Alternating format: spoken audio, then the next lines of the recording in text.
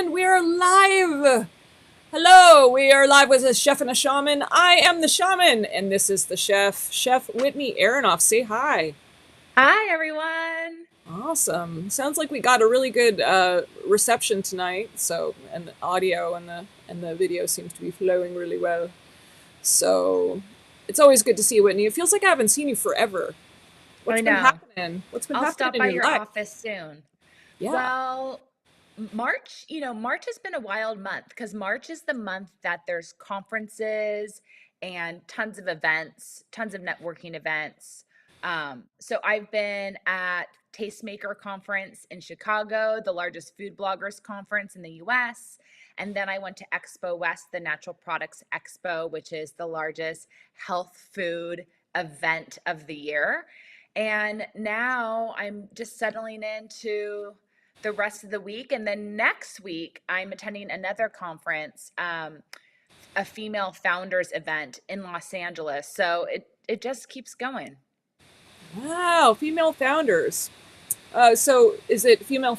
Yeah, tell me about that one because I think I've heard about that one. I'd like to know. Yeah, and I would actually love if you attended one of their events with me one time. I find that, there's a lot of events out there. This one, I've gotten incredible opportunities by going and meeting with other women who own their own businesses and networking. It's created amazing opportunities for me. So, this organization is called Female Founder Collective, and they're based in Los Angeles. And they have events that connect women who have their own businesses. Simple as that. When you're running a business, it's easy to get a little lonely. And I find I just want to meet other women that are doing it too and are doing it well. Like, I want to meet people that are knocking it out of the park, and I want to meet people that are at the same stage that I'm at. And this is a great organization where you can connect with like minded people. This is how I got the connection with In Good Company. If you guys are familiar with In Good Company, they're based in Los Angeles and San Diego, and they deliver chef crafted and Michelin starred restaurants meals to your home. So you can go on to ingoodcompany.com and order a dish from Michelin starred restaurant or a famous local chef, and that dish will be delivered to your home, flash frozen, and then you can heat it up anytime you want in a reusable container. And then when you've cooked it, you can have someone come and pick up all your reusable containers. So that way there's less waste, not as much waste as with usual takeout. And they have a dish that is featured right now for Starseed Kitchen. They have my Starseed Kitchen Kitchery on their menu. And I was able to make that opportunity happen by connecting with them at a female founder collective event. So they have a great workshop happening next Thursday in LA, where again, you're just going and getting to network and also listen to lots of lectures, really focus on the specific topics that you need to help move your business in the next direction. So whether it's funding, marketing, bootstrapping, you name it. My goodness. What about the podcasts you've been doing? Have you done any podcasts in the last little while? I'd love to hear about because you always have the most interesting guests on. Thank you. I This week's episode of the High Vibration Living podcast is a solo episode, and I break down all the food trends that you're gonna see this year in 2023. So it's a recap from attending the Natural Products Expo, and I talk about all the different food categories that are there, and then where I saw the trends happening, and the type of products that you're gonna start seeing rolling out in your grocery store, probably by spring and summertime, and kind of the things to look for, the things to pick up, and the things to avoid. Ah, I like that topic. So, what are the different types of things people should be avoiding? Do you know, or do you? Yeah, so a lot of things that I saw, like one of the things, big trends that I saw are a lot of bone broth powders. So we know that bone broth is great for us. It's nourishing, it makes us feel good, it's great for soups, it's great just to sip, it's great for collagen, for gut health. Um, but that's if it's fresh, if you make it at home. If you're unable to make it at home, the next best way to get it is in the frozen section at the grocery store. So it should be frozen. That means somebody made a huge batch of it.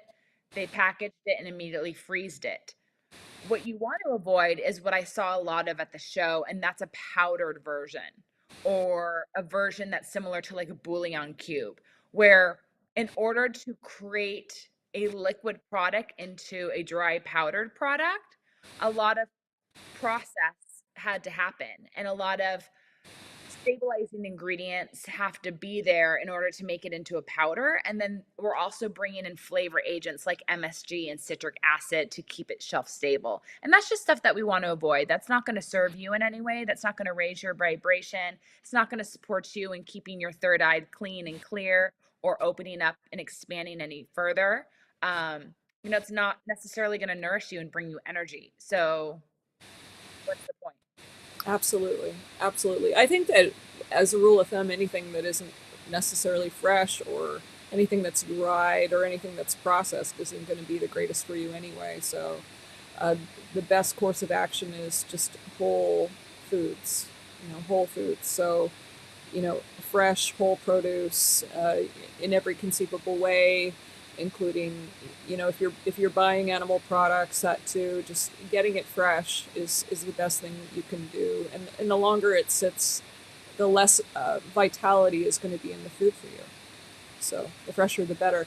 So that's why people love farmers markets so much. And because in the supermarket, your food isn't necessarily going to be uh, it's going to be kept a lot longer.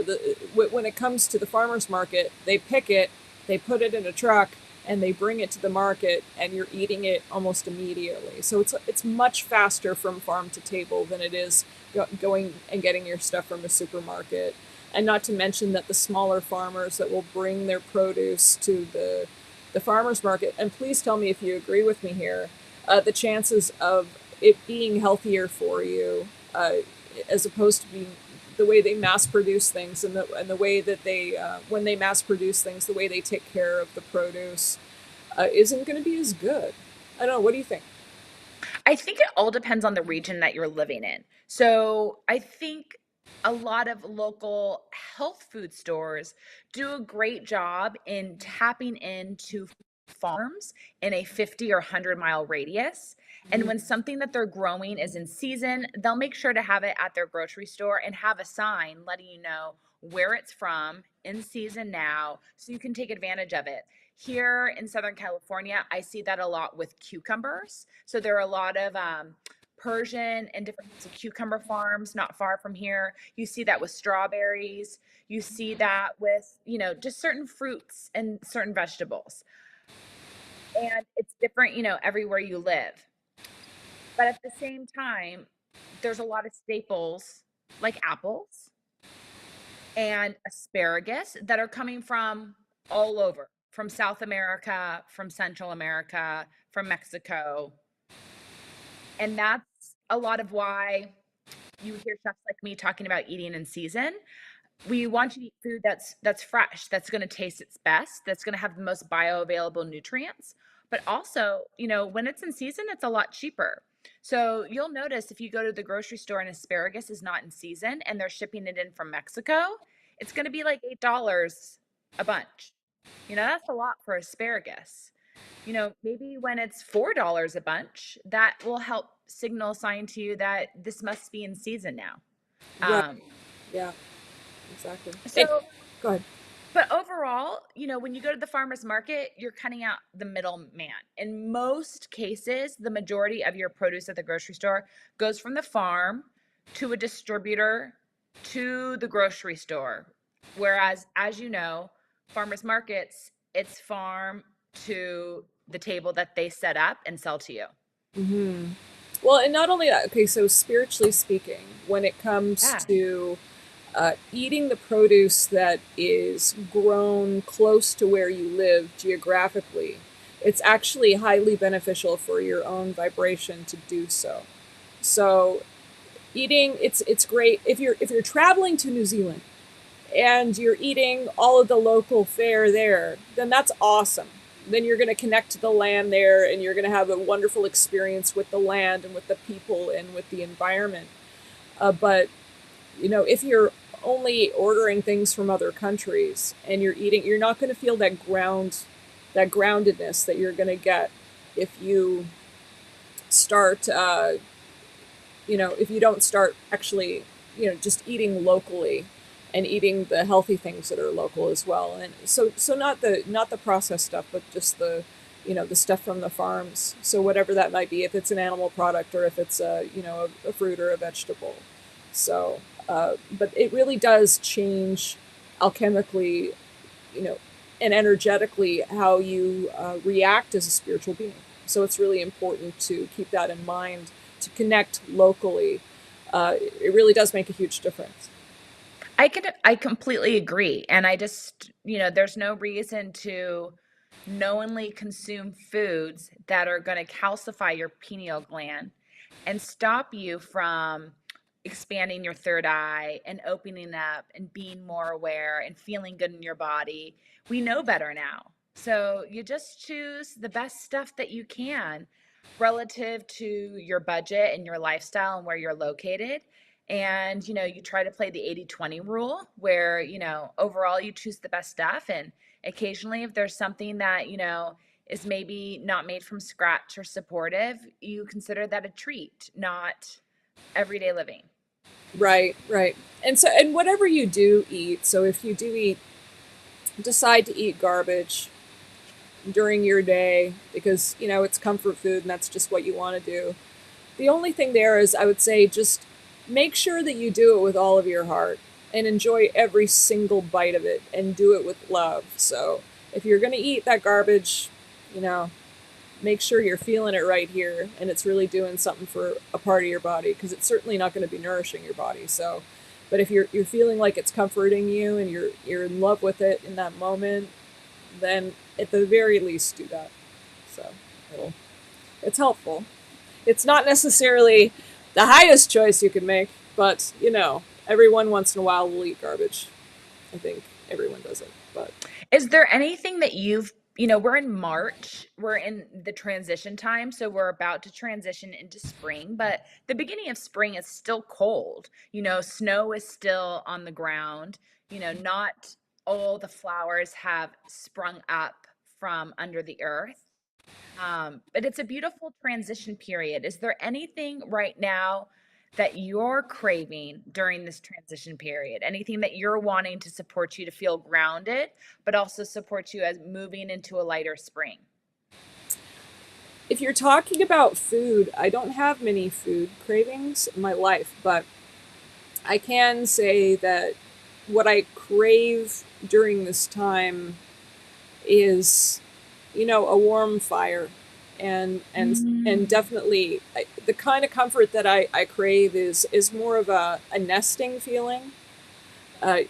Just the enjoyment of just, you know, being wrapped in a warm blanket and watching whatever I'm going to watch, or reading a good book more likely than anything, or uh, you know, doing some sort of project, but within comfort. So that's traditionally spring always feels like that for me. I don't eat much, but I do enjoy making soup around this time, and it's Mhm. usually just the fresh vegetables and sometimes, uh, you know, maybe dumplings. Oh, Although interesting. although the last recipe I tried was not good. The very first time I made chicken dumplings, I think it was chicken. Was it chicken dumplings? Yeah. For someone, it was. I mean, they were great, and it was an old family recipe. But the second time I tried it, it was terrible. Oh my The gosh. dumplings were just too dry. But anyway, what I about would love you? Do you I would crave? love for you to come over. I would love to make you chicken and dumplings. Last time I made chicken and dumplings was over a fire when I was in elementary school, in Girl Scouts. I loved cooking chicken and dumplings then. Um, so I'd love to have you over and we'll do it, and we'll use the highest quality ingredients, and um, we'll make something special. I would love to do that. My gosh, I think that if we do that, part of me wants to do it live where people can Yeah. see what you make and how you Yeah. make it, if that's even possible. For those of you that have never watched anything about Whitney or know anything about her or don't know anything about her, she's and she'll never say this about herself, so I get to say it for her. She's a phenomenal, phenomenal, phenomenal chef. She really, I mean, she's just incredible. She's very humble. Uh, she's an intuitive chef, and she knows her stuff backwards and Thank you. forwards. So if you have any questions at all about anything, you should definitely spam her page with them, her YouTube page or any of her other social media, and just ask her, because if anyone knows the answer, food related, and definitely other, there's definitely other topics she's well versed in, but if it has to do with food, she's going to know. So you should definitely ask her, especially when it comes to what's healthy to eat for this condition or this health thing that I'm going through. What would you recommend? And so please definitely do that. But yes, it would be a real treat to see the types of dishes that you would create. So I think that would be a really cool thing to show people, just how you mindfully create things. And you do it all the time anyway. I mean, she's constantly putting things online with how she's cooking and making different things too. But I kind of want to do it Shamananda style and see what I can come up with. If Yeah, that's I think we'll one of these Thursdays, instead of going live at 7, I think we should go live at like 4:30, or 4, depending on how long it takes, and we'll do chicken and dumplings. awesome, and we'll just go through how you make them. Yeah. Yeah, cool. It would get to be gluten free. Is that cool with you? Yep, I already had that in mind. We're gonna be using cassava flour to make our dumplings. I'm really excited. Yeah, I already started planning the menu in my head. So you're good to go. You're in good company here. Oh, that's so cool. That's so cool. So, anything else going on that went on with you in the last couple of weeks that might be that you might want to share with people that might support them with anything they might be going through? So it's really interesting. You know, I love looking at symbology. I think you're a great teacher of symbology and reminding people to look at synchronicities or things that come into your life for the messages. And for a long time, I see hawks. I've been seeing hawks every day for since like 2018. I see a hawk a day, but the hawk sightings have been coming more frequently. So now I see hawks 3, 4, 5 times a day. Sometimes I see two hawks together. You don't often see two hawks together, you know. Yeah, So totally. that's been really interesting. So even today, I was on a walk and I saw two hawks flying next to each other, and then each, diving for their different meals. So that's the other thing that's been coming up in my life, is just paying more attention to the animal symbology. I've been seeing lots of dolphins while I'm cooking in the kitchen. I'm very lucky as a personal chef. A lot of my clients live oceanfront. And so as I'm cooking, I can see from the kitchen way, way out in the ocean, I'll see dolphins. Oh my. And Well, I'll pause for a moment and I can figure out that it is dolphins that I'm seeing. So that's been really interesting. Lots of hawks, lots of dolphins, just taking a minute to recognize um, the animal symbolisms in my life. I'm not sure what research you did with the hawks, but I can tell you that when a hawk shows up, it has to do with being ready to take on a huge expansion in your life, Yeah, right? that's what I saw. I looked it up not long before we jumped on. And that's exactly what I saw. So then I was thinking, and maybe this will help anyone that's listening. So when you get that type of message, like to step in and step up, how do Yeah. you do that? Or how do you start to prepare yourself to do that? How do you make space for the opportunities to come for you to step into that? Well, but you have a double meaning here, because you were talking about dolphins, and that has to do with transformation as well. So Mm. the universe is absolutely begging you to move forward in this way. So how you step up is contingent on what exactly it is. So it's almost like the doing would have to do with the what it is you're trying to take to the next level. So if it has to do with your business, sometimes it means just uh, walking through the fire and doing it anyway if there is some sort of stagnancy. you know, Okay. which I suspect that might be what it is. Well, you know, it's really interesting. I shared with you that my brother was just in town the past 2 weeks, and he's my business partner with Starseed Kitchen Organic Spices. And he owns his own business in Washington, D.C., and he has discussed with his business partner on stepping away a little bit from that business so he can be out here 2 weeks a month to help me grow mine. Oh, that's wonderful.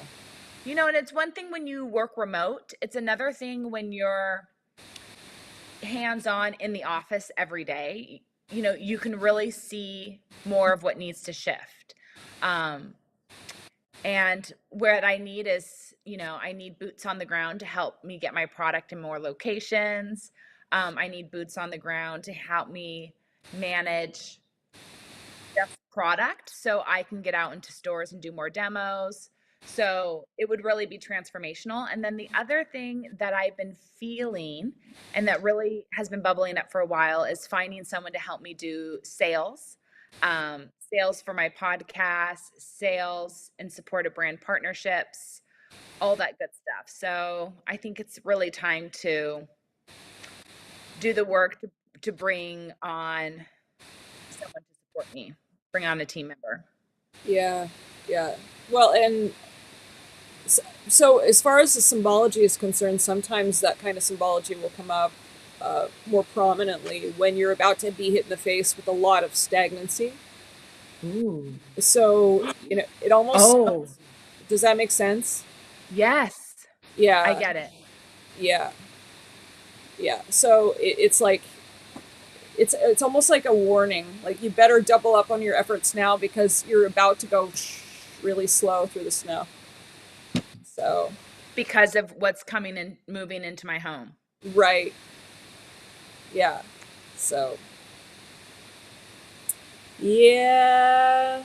So yeah, I know. Sorry to be the bearer of bad news, but at the same time, it's a warning. It's a warning, right? So you get to figure out how to double up on your efforts to move things forward, and or you're going to be plowing through very slowly. You're going to be sloshing through. And I can't. I don't have time for that. All right. Makes sense. Makes Makes sense. perfect sense. Yeah. So yeah, so my life this week has been a lot of it's been about. I have a special client that I've been working with that is really it's also very complacent actually and very stuck and you know it's one of those things where this person has they have a lot of money, and when I'm saying a lot of money, I'm not talking just about a few $1 million. I'm talking about we're getting into the billions of dollars and you know kind of up there and all the resources in the world, but no desire to get out of the mental state that they're in and completely stuck. Mm. So, so with this specific person, took a really good look at their meds that they were taking for all kinds of things, took something out that was causing a lot of problems, and now instead of being nonverbal, they're actually having conversations. And now that they're having conversations, they're starting to shift into a different mindset, Wow. which is really incredible to see. Because before, you know, I was wondering if we were going to have to put him in a mental institution or you know some sort of facility because he wasn't even communicating anymore.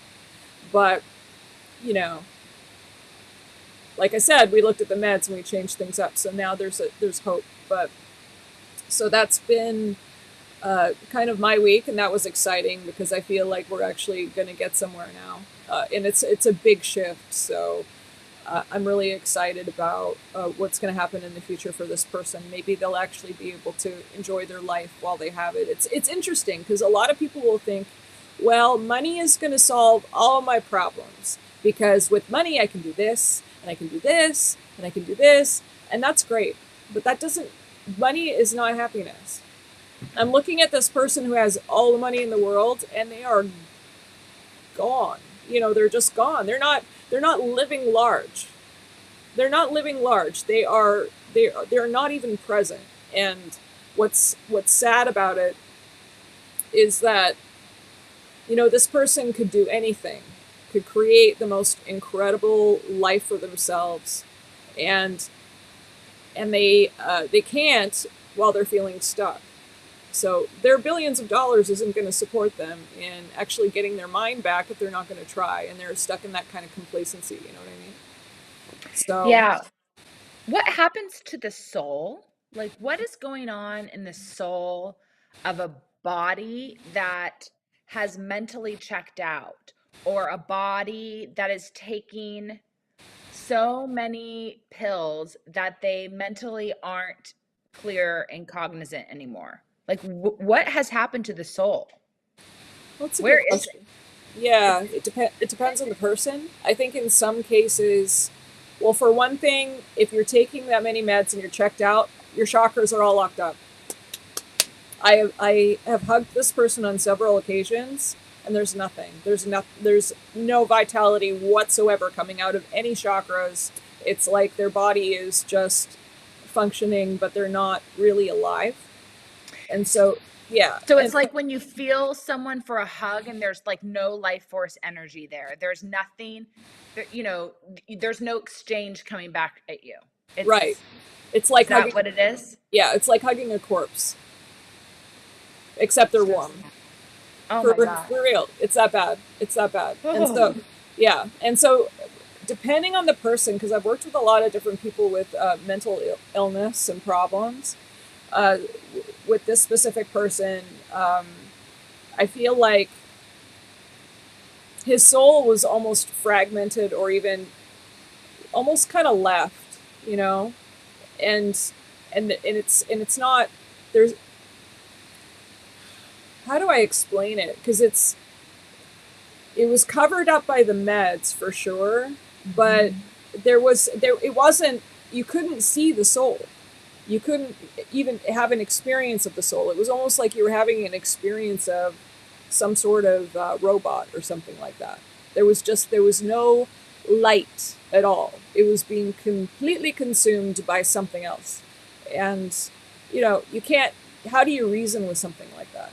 How do you get in there? How do you wedge in there to start putting in a little bit of light so that this person can actually start shifting into something else and have the choice to do so? Because once you get that lost and you don't see any light, all you're just in the dark, and you're wandering around, and it's bumping into things. It's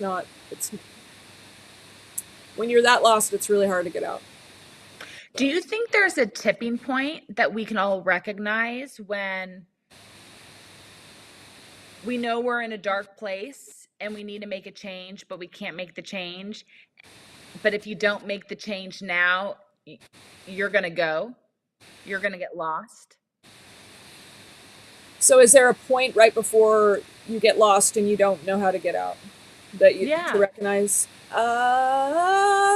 That's You a good know, question. like why do some of us realize we're in a bad place and we know we can get out of it, and so we go find someone to help us get out of it?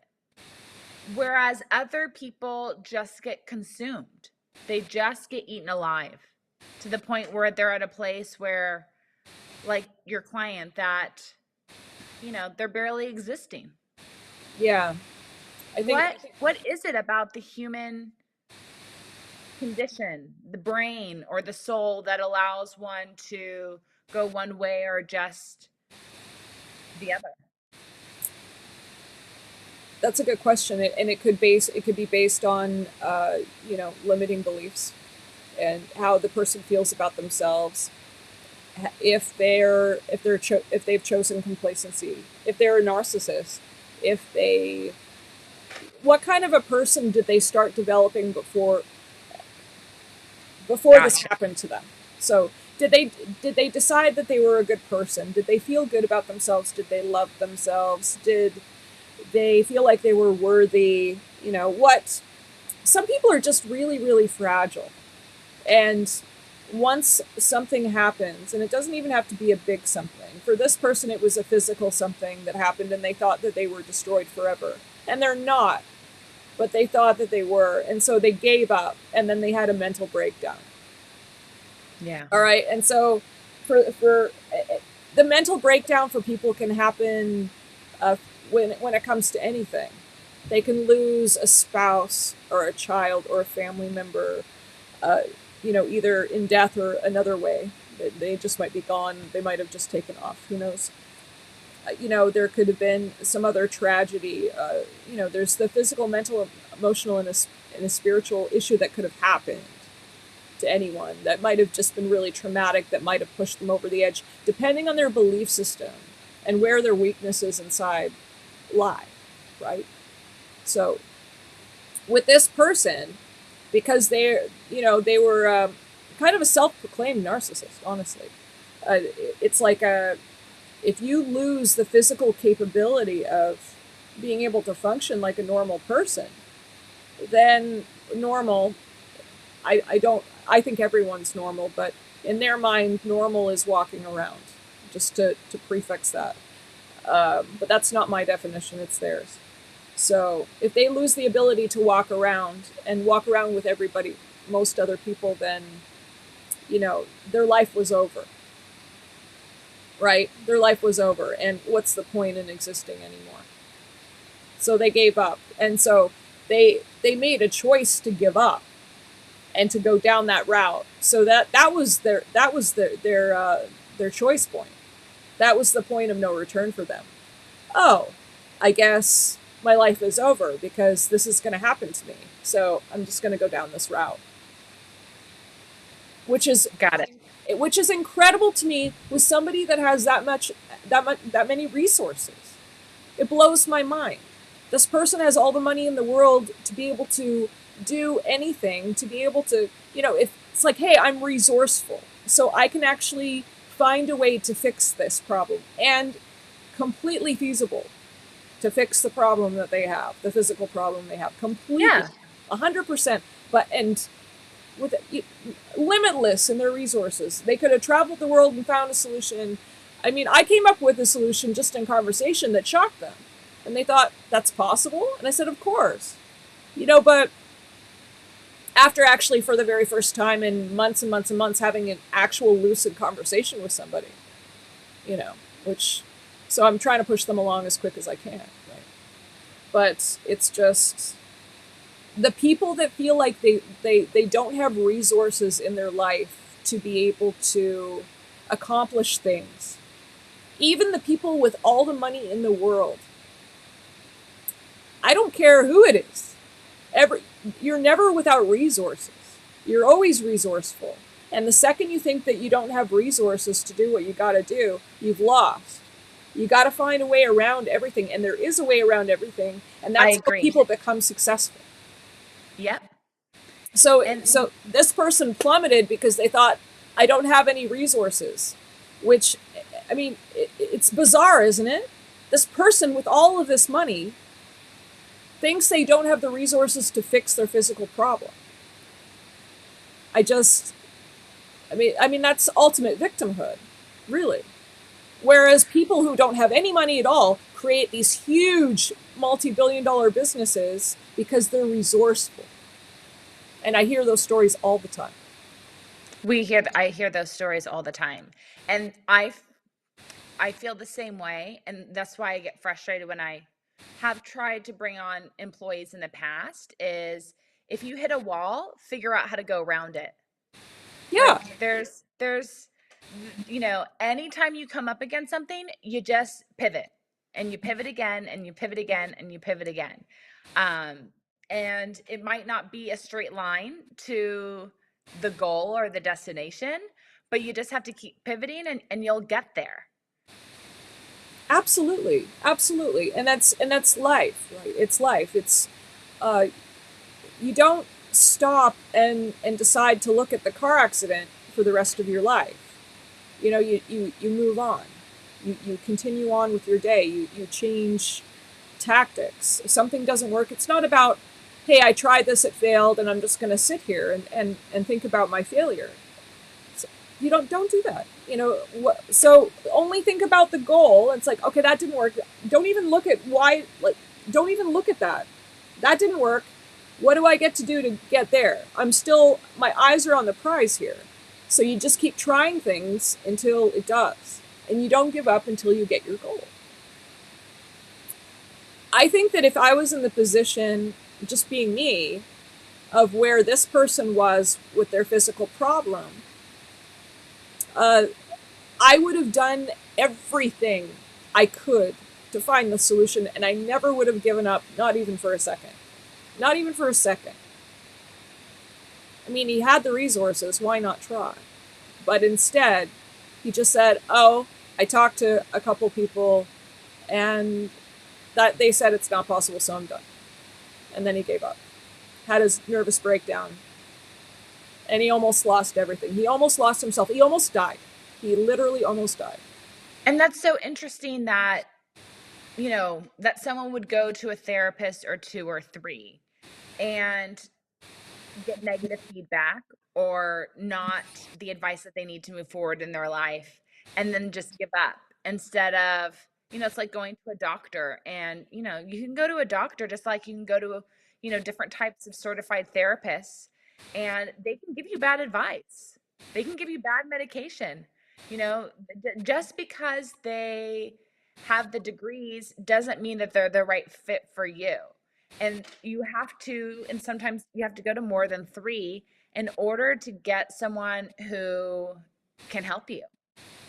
Absolutely. And it takes a lot of work. As someone that's gone to a lot of bad doctors or a lot of therapists that haven't gotten me anywhere, it's a lot of work to then have to go to another one and tell your story all over again and see if this is the person that can help you. But it's sure worth it. Oh yeah, for sure. And the, so I'm very blessed that I have friends in the medical community, and they're brilliant at what they do. And they will be the very first people to tell you that the medical community is in a lot of trouble because they, Mhm. and without getting in, I'm not going to get into the politics of it all or anything like that, but you know, just because one doctor will tell you one thing doesn't mean that there's a reason why get a second opinion is a saying, because not all doctors are created equal. There are a lot of really terrible doctors out there, and there are a lot of really amazing, groundbreaking doctors out there. And there's a lot of people that are kind of in the middle. So it's up to you as a consumer to find the right person for you. And there's so many different ones out there. And if it has to do with your health, don't settle on, somewhere in the middle or somewhere down at the bottom. Keep looking until you find the right one. Especially if your health is on the line, don't. Uh, a lot of people don't know this when it comes to hospitals. There is something called a magnet hospital. All right. So if you're going to go through a procedure, or if you need to go to a hospital for an emergency, or you're going to be laid up into a hospital for a while, make sure you go to a magnet hospital. And the reason why I'm saying that is because they are the top rated hospitals in the world. And they are going to take care of you better than the other ones. Now, it's not common knowledge, but all you have to do is Google Magnet Hospital list, and you will find the list of the hospitals that are in your area that are going to be the highest rated. Make sure that you do that, because there's a lot of hospitals out there that aren't that great. You don't want your loved one dying from whatever in one of those hospitals, because they might not be taken care of very well. And if they suddenly die, they might be able to, there's plenty of people that die in hospitals all the time, and it's not necessarily because it was their time. It might have been because of bad quality service, understaffing. A lot of different things happen. Just please take your loved ones to a magnet hospital whenever you can, if you're going to choose one. So that's all I'm going to Can say I about read off a few of the magnet hospitals here in Southern California in case anyone it. that's Yes. tuning in is listening around here? Yeah. So you can go to Cedar Sinai in Los Angeles. You can go to City of Hope. You can go to Hoag Hospital in Newport Beach. You can go to John Muir Health in Concordia. Um, you can go to Loma Linda University Children's Hospital, um, and Loma Linda University Medical Center, and obviously Loma Linda in that area is considered a blue zone. Um, so not surprising that they have a magnet top quality hospital. You can go to Mission Hospital in Mission Viejo. I'm looking at this and I'm realizing we're really lucky around here in Southern California. You got UCI Health, you have UC San Diego Health. Scripps, So I think, is on that list too, right? Scripps let me double check. in San Diego, Yeah, I think. yeah, Scripps Memorial. Yeah, Yeah, yeah, for sure. I So, love. I'm looking at this list, and granted, I was born in the '80s, but the hospital that I was born at is not on the list. And the number one pediatrician in the state of California was at that hospital, and my parents were very good friends with him, and his wife was a nurse there as well. So my parents were very good friends with the head of pediatrics and this nurse at this hospital. They would have them over for dinner parties all the time. And when I was born, they gave my mom a C-section. They misplaced where I was, and they sliced the side of my head when they were doing the C-section. oh my gosh. I came out with a cut across the side of my face that they immediately had to stitch up. And it was not at a magnet hospital. So Uh-huh. There you go. There you go. maybe go Yeah. to a magnet hospital. Yeah, go to a magnet hospital, and no one, unless you're in the medical community. I can talk, I swear. Unless you're in the medical community, you might not have ever heard of it. I didn't hear about it. I had to hear from it from people who work in the medical community. That's the only way that I would know about it. So they would often tell me, if you're going to get anything done, please just make sure you Google what the magnet hospitals are in your area and go to that one instead, because you know and I know people that regularly go off and work at different hospitals, and the different stories they bring back too, and some of them are really terrifying, to be honest. So just Oh, because you're in a that's so hospital, sad. it is because these people are counting on these hospitals to to take care of them. And hospitals are a business. So a lot of the Mm. time they're concerned with the money more than they are with the people, depending on the hospital. Magnet hospitals really do give a crap about their people. All right? They care about their patients, and it shows. Some of the other hospitals, I'm not saying that all of the hospitals not on that list, just a little disclaimer, don't care about their people. That's not what I'm saying.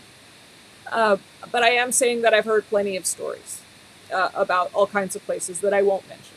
Um, Yeah. so please be careful and make sure that you're taking care of yourself. And if you're going to be uh, in somewhere where you're trying to stay healthy and trying to save your life or a loved one's life, that you're going to a place that makes sense. So, magnet, got it. Awesome. Thank you. Great tip tonight. Yeah, no worries. No Well, worries. we're heading into spring. And so hopefully with this change of season, less people will need to seek support from a hospital Absolutely. as we get outside and breathe fresh air and enjoy more sunshine and, lay on the grass, take hikes, walk barefoot on the beach or on the sand.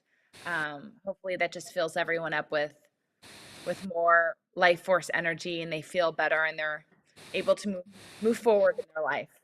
Absolutely. So, what are the different types of ways that you ground as we're going into springtime? Because in all the seasons, there's a better way to ground, Mm. depending on, you know, the type of weather you have in your area. Because grounding a lot of the time means going outside and really getting into the earth and enjoying, you know, Mother Earth and the way it feels, and siphoning your energy through the earth, and bringing it back nice and purified. So, what do you do personally to ground around this time of year? I'm curious. I need to do more of that as we've discussed in the past. It's I'm a little Gemini. It's very hard for me to sit still. So I love to go for hikes. I'm someone that goes for hikes without technology. So I go on the trail, no cell phone, no tech, just my own thoughts, my own playfulness, walking, enjoying being in the sunshine, feeling the plants along the way, pausing when I feel the need to pause. Um, if I can get outside and eat lunch, I love doing that in the sun. If I can get outside, eat lunch, and lean up against the back of a tree, even better. Um, and then again, anytime that I can walk the beach as well, that supports me. But I need to spend more time really sitting on the earth and soaking it in. But it's hard, as you know, when you don't have land to find a place where you can go and do that. Yeah, it's not easy for everyone just to walk on a beach for sure. And some people don't have a lot of land or earth or forest or mountain or whatever to do so with. But what's really interesting about Whitney is that when she goes into nature, when she seeks it out with the intention of experiencing nature, she unplugs, right? I'm speaking. Sorry, I know I'm speaking to you, Whitney, but I'm also talking to everybody else. So, so I don't mean to leave you out of the conversation, but you unplug. What I like about, your tactics or your game plan when you uh, experience nature is that you experience it completely. You say, no, I'm not even going to take my phone. I'm just going to go and really enjoy what Mother Nature has to offer me today, which is really important. And I don't think enough people know how to do that in today's society. Well, why does anybody on Instagram need to see my hike? How does that support them? Right. You Yeah. know, if I focus on supporting me and taking the time to get out in nature by myself, hear my own thoughts, get the messages from seeing different birds, different hawks, just clear my head, maybe see a new perspective of the area where I'm walking, then I can get back to work or I can get on social media and have something to offer. Mhm. But, you know, just showing photos of my hike, unless it's some special trail that I'm needing to share with people and I want to show a visual, I don't see how that is really supportive. Right. Well, but for a lot of people, it's not necessarily about just taking photos and presenting it on social media. For other people, it has to do with what if they get a text message and they get to answer it? Oh, What if yeah. they get to jump on a call? What if they suddenly, because there's an addiction to phones, there's this addiction to technology and checking things in the phones. It gives people a sense of control and power by having something to do in their phone, which is part of the reason why there's certain games that you can get on your phone where it's about constantly going back and checking and doing and checking and doing and checking and doing. A lot of the little farm games are like that. Oh, you plant the seed, the carrots come up, you pull the carrots, you plant it again, you get the money, and it's very repetitious. But because it gets you into a cycle, it's also very addictive, Yeah. which is what the phone is kind of designed to do. It's a very addictive piece. So the ability to unplug and to completely just say, no, I'm not even going to take my phone on my hike today. I'm just going to enjoy what Mother Nature has to offer. In that way is a big deal. So less about, hey, I'm going to present this on social media, but more about, I'm not going to have, the EMFs coming from my phone, you know, disrupting my auric field. I'm not going to um, think about checking that message from so and so. I can take an hour and unplug and not think about that is a big deal for a lot of people because they're constantly wired and programmed to do those checks, and it's very addictive behavior. Make sense? Yeah. Absolutely. Yeah. So I love the fact that you don't have that. but most people I know do, and it's sad to see in today's world. But hopefully, people can start even taking an hour every day and unplugging actually really supports. But and that's not much to ask, really. It's even for an hour not looking at your phone. For some people, it's fine and it's no big deal, but for a lot of people, it's a real big problem. I know people that have to have it in front of their face the whole time they're eating dinner. They can't stop looking at it and checking things and scrolling through whatever. Well, they would have a really hard time joining us for dinner then. it's true. Well, I highly suggest anyone that's watching this, if they want a better night's sleep, turn off your phone before you go to bed. Go online, order an old school alarm clock that requires batteries. I have one. I bought it on McGee and Co. Um, and I've had it now for like 2.5 years. It's great. And turn on my alarm clock every night before I go to bed. I turn off the cell phone. I turn off the Wi-Fi. I just unplug it from the wall and I get a great night's sleep every night because there's no EMFs in my house. Super easy. Yeah, totally.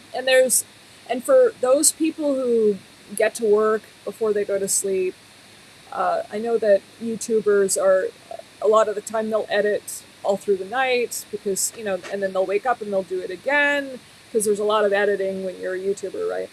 So Yes. if you have that vocation and you're watching this, or if you're just you get to be on your phone or your computer a lot as you wake up, as you go to sleep.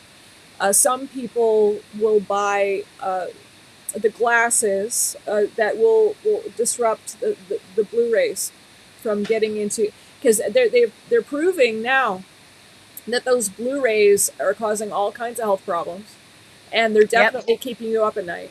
So, but you can buy these, and they're just clear glasses. If you were to look at them, you'd just think you were putting on just glasses with just clear glass, but it's not. They're actually stopping the rays from going into your eyes, which actually really does support with your health, and it'll support with sleep too. So maybe Uh-oh. consider We that might as start, an alternative. What's that? yeah, we might start wearing those glasses as we do our YouTube videos. We might consider it. Yeah, that might be good. I might consider it. It might be time to finally get some blue blocking glasses. We'll see. Yeah, they've been talking about blue blockers for a long time. They did that in the '80s. They had those They, commercials. Do you remember those commercials? Yeah, they've been talking about this for a long time and gosh, I don't know. I might finally consider them because they're also, it's the computer screens are also terrible for your skin and for aging. yeah, So, sitting for hours in front of a computer is not supportive for youthful beauty. And, if the blue blockers can help, I might pick up a pair. yeah, yeah. We have a few pairs at the house, so they're always right by on the bedside table. So Oh, put those on. You sound like you're ready for bed. I All this talk, know. all this talk of sleep. I know. It's just the time change from, this past weekend. I'm still adjusting. It's like I still just need that extra hour of sleep. Um, but I work a lot like you do. And so this Saturday, I finally have the opportunity to sleep in and I can't wait. I just the idea of getting to go to bed without the alarm clock going off, I'm just dreaming of that. So it's all right. I'll get there. I have a long, beautiful day planned tomorrow, and then it'll be Saturday, and I'll get to sleep in and I'll be revitalized. Wow. Well, Saturday I'm going to be blessed enough to work for 16 hours, so I'll be thinking of you while I'm in my office working with all of my clients. And I'll, Bless you. so take a extra nap for me when you do it. I will. That's so interesting because I was thinking, I was like, maybe I should try to see if Shamananda can sneak me into her schedule on Saturday. And then I was like, no, I need a day because I haven't had one in like a month. where I have nothing planned and I can just be home and do something that you love to do during the springtime, which is what I love too. And it's just kind of be home, you know, and drink some tea and feel warm and be under a blanket, maybe watch a movie, maybe do some spring cleaning. I really want to do a lot of spring cleaning. So I'll do that and then prepare myself for a time when you can squeeze me in later next week. Oh, that sounds cool. Yeah, I'm looking forward to seeing you. Getting you on the table. Me too. Me too. Fill me up with some life force energy. Absolutely. Absolutely. Well, you know what? It's about that time. It's clearly Whitney's bedtime. I know, clearly. Yeah, I'm embarrassed to say it's 8:15 p.m. here in California. But I got to get my youthful beauty sleep. Well, you know what? When you wake up at the crack of dawn to cook for people and I to do. grab all of the best things you can to make yummy nutritiousness, then it only makes sense that by 8 o'clock you'd be done. So Yeah. it's totally logical. So, understandable and not embarrassing. You work your butt off. So anyway, I wanted to thank you so much as always, Whitney, for coming and chatting with me. I'm always so grateful to have these conversations with you, and hopefully there's some information in it spattered around that might support people here and there. So Yeah. thank you for coming out as always. Totally grateful, and I love you very much. And I'd like to wish you a very lovely evening. And for anybody that's watching or has been watching, so grateful that you tuned in. And for those of you watching the recording, hope you enjoyed it. Please check out the next one. And if you haven't already skipped over to Whitney's channel, please do so, because she has the most interesting. God, I mean, she does this podcast. It's just out of this world. So if you haven't already done it, please go and check it out. And you know, come back here and mention what your favorites are, because I'd love to know. You know, and that's all I Thank got. you. And if you guys want to hear more about Shamananda, check out the High Vibration Living podcast. I have quite a few episodes with Shamananda as a guest, so you can learn more about her and the work she does and how she supports people, filling them up with light and, enabling them to go out and live the life of their dreams. So we have a lot of conversations like that on the High Vibration Living podcast. So check that out. Absolutely, yeah. It's just there's when it comes to the type of work that I'm so blessed to do, a lot of it really does have to do with pulling people right out of the dirt and bringing them into a place where they're thriving. And I can't talk about who they are or get into too much detail, because I get to protect everyone I work with, and so I'll never say names, and I'll never, you know, I get to be vague to a certain degree, but I always share what I can, and it's really it's good work, and I just feel very blessed to be able to serve in that way. So thank you for believing in me, everybody, and I love my life, so I'm grateful. Well, and I'm stay going to tuned, sleep everyone. too. What? Yeah, I said stay tuned, everyone, for our chicken and dumplings special. We'll have to do that in the next few weeks. A- Okay? absolutely. Can't All wait. right. I love you Much love. guys. Good night. Good Bye. night.